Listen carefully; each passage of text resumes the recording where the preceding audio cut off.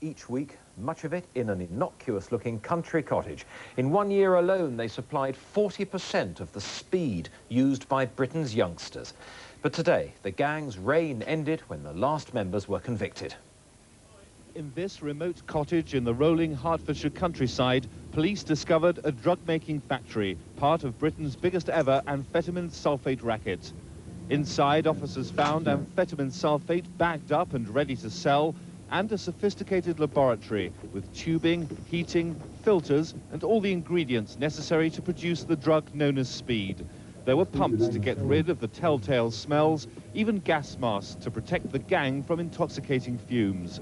Police estimate the gang were making nearly £5 million worth of the drug a week. In court today, after a 12-week trial, the final 3 members of the 14-strong gang were convicted of conspiracy to produce amphetamine sulfate. They, with 2 others found guilty yesterday and 8 who were convicted in a separate trial earlier this year, will be sentenced next week. The gang's leader, Frank Sims, on the right in this secretly taken police photograph, dramatically changed his plea to guilty halfway through the trial. The gang used a London taxi to ferry the drugs.